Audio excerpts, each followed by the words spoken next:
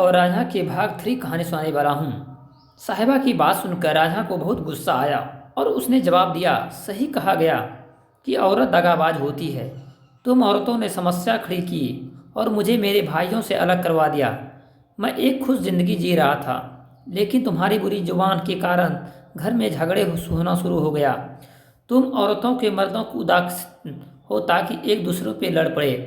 साहिबन इतनी ही तलखी से उलट कर कहा, तुम बहुत ज़्यादा दूध और चावल खा रहे हो, इसलिए इतना घमंड दिखा रहे हो।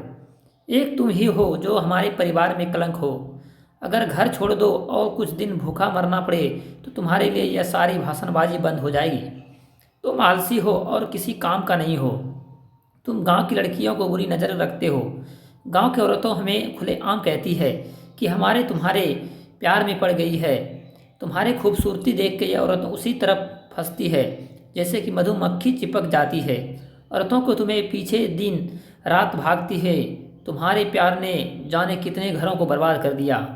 भौजाई की जली कटी सुनने के बाद राजा और भी गुस्से में आया और जवाब दिया, सारी दुनिया जानती है कि तुम इस गांव के सबसे झगड़ेलू औरत हो और तुम इतनी खूबसूरत हो कि तुम्हारे पति को इस बात के कभी डर नहीं होगा कि कोई दूसरा आदमी तुमको भगा ले जाएगा। क्रोध साहिबा की आंखें लाल हो गई और उसकी सूरत से लहराते हुए जहरीले सांप को फन की तरह हो गई।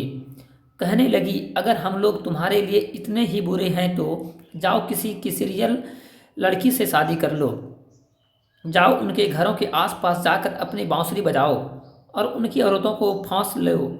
अगर तुमको हमारी खूबसूरती पसंद नहीं है तो जाओ हिर से शादी कर लो। उसे दिन रात तलाश करो ताकि तुम उसे अपने जाल में फंसा सको। अगर दिन में वह हाथ ना आए तो रात को घर की पिछली दीवार गिराकर उसे भगा ले जाओ।